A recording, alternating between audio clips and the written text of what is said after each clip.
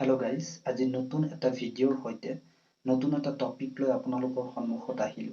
আজিৰ এই ভিডিওটিত দি দি বা দা ইয়াৰ প্ৰনাউন্সিয়েচনৰ বিষয়ে আলোচনা কৰিম।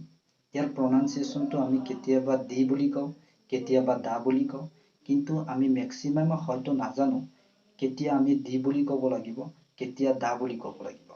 ইয়াৰ পজিশন অনুযায়ী ইয়াৰ প্ৰনাউন্সিয়েচনটো ভিন্ন হয়। যেনেকুৱা যদি কোনো এটা ওয়াৰ্ড ভাৱেলৰ দ্বাৰা স্টাৰ্ট হয়, যেনেকুৱা এপল, তাৰ আগত যদি দা হয় তেনেহলে ইয়াৰ প্ৰনাউন্সিয়েচনটো সদায় আমি দি বুলি প্ৰনাউন্সিয়েচন কৰিব লাগিব। For example, the earth is round,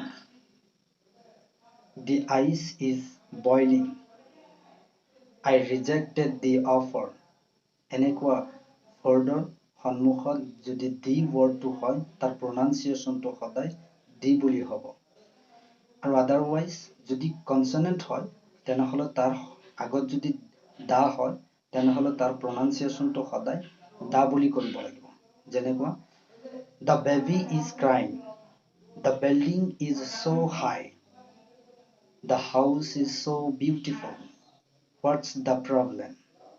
এনেকুৱা ওয়াৰ্ডৰ সন্মুখত আমি দা বুলি উচ্চাৰণ কৰিব লাগিব।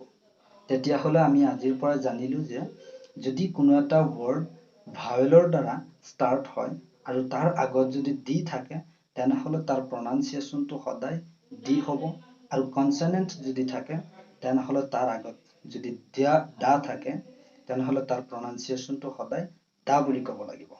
যদি আপুনি এই কথাষাৰ আজি নতুনকে জানিলে তেনেহলে ভিডিওটো লাইক কৰিব, আৰু যদি সাবস্ক্ৰাইব কৰা নাই তেনেহলে সাবস্ক্ৰাইব কৰি ৰাখিব আগন্তুক এনেকুৱা ইনফৰমেটিভ ভিডিওবোৰ পাই থকাৰ বাবে। Thanks for watching my video till the end.